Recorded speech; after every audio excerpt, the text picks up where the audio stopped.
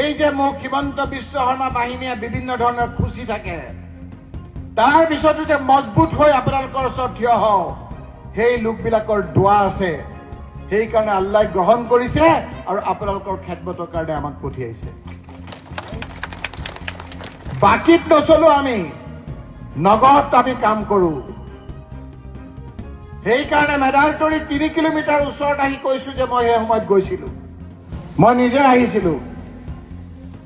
সেই সময়ত মন্ত্ৰী আছিলোঁ, পেন কুচাই মই মানুহবিলাকক উদ্ধাৰ কৰিছিলোঁ, মনত কৰক। তৰুণ গগৈ ডাঙৰীয়াক আনিছিলোঁ, ৰাহুল গান্ধী ডাঙৰীয়াক আনিছিলোঁ, মৌলানা আৰশ্বাদ মাদানী চাহাবক আনিছিলোঁ, মানুহবিলাকক কোলাত লৈ পেলাই আপোনাৰ পাৰলৈ আনিছিলোঁ। বহুত মানুহে পাহৰি গ'ল। মনত কৰক, অকল সেইটো যোৱাই নহয়। বহুতে কৈছিল যে চৰকাৰ আছে, আহিছে, গুচি গৈছে, আৰু খবৰ নলয়। 5 দিনৰ পিছত আকৌ আহিছিলোঁ।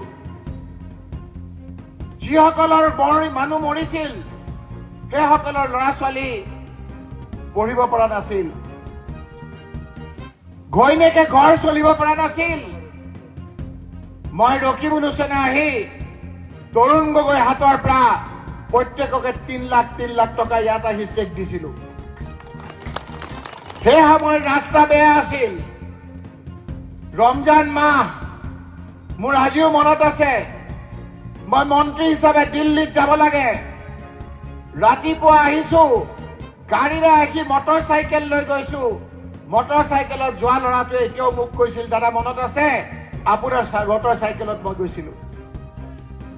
সেই মটৰ চাইকেলত আহি সেই দুখীয়া পৰিয়ালকেইটাক যেতিয়া দিছিলোঁ, 2টা ল'ৰা ছোৱালী পঢ়িব পৰা নাছিল। ৰাহুল গান্ধী ডাঙৰীয়াই মোক কৈছিল, এই ল'ৰা দুটাক চাবা। মই তেওঁলোকক প্ৰায় 7 বছৰ কাল পঢ়া শুনা কৰাইছিলোঁ, কাকো কোৱা নাছিলোঁ, কাৰণ আমি বিশ্বাস কৰোঁ যে সোঁহাতে দান দিলে বাওঁহাতে ক'ব নাপায়।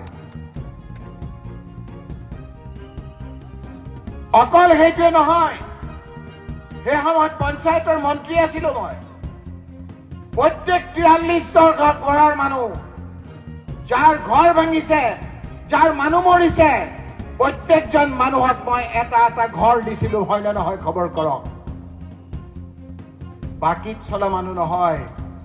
মানুহৰ বিয়া বাৰুত কেতিয়াবা নাহিব পাৰোঁ, বিপদত য'ত থাকোঁ দৌৰি আহোঁ।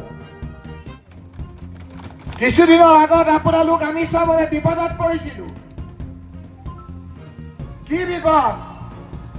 আপোনালোকৰ মহিলাসকলে কাগজ পত্ৰ লৈ জলেশ্বৰৰ পৰা ধুবুৰী যাবলগীয়া হৈছিল।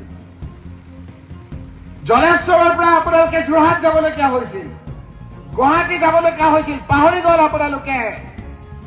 NRCৰ কাগজ লৈ আপুনি আমি যে নাগৰিক, সেই কথাটো দিবৰ কাৰণে ঘূৰি ফুৰিবলগীয়া হৈছিল নাই মনত কৰক।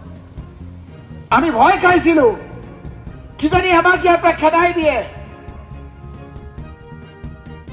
সেই সময়ত দিল্লীত সুপ্ৰিম কোৰ্টত AK ৰছিদ আলম আৰু আমাৰ মোল্লা ডাঙৰীয়াই কোৱাৰ দৰে দিল্লীলৈ দৌৰি গৈছিলোঁ, আৰু দৌৰি গৈ ডাঙৰ উকিলক ধৰিছিলোঁ।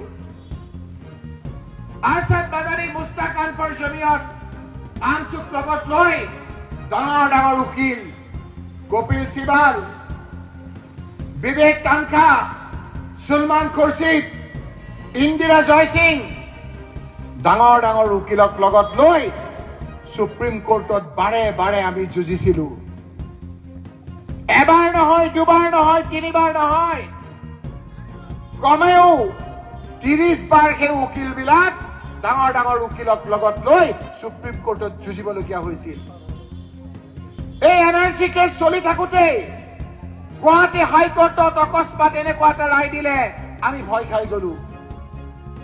এই মহিলাসকলক লৈ 48 লাখ মহিলা, যি মহিলাসকলে বাপেকৰ ঘৰৰ পৰা স্বামীৰ ঘৰলৈ যাওঁতে লিংকেজ চাৰ্টিফিকেট দিয়ে পঞ্চায়তৰ ছেক্ৰেটাৰীয়ে, যাক BDOয়ে কাউণ্টাৰ চাইন কৰে, হাইকোৰ্টে সেই লিংকেজ চাৰ্টিফিকেট পঞ্চায়তৰ কেনচেল কৰি দিলে।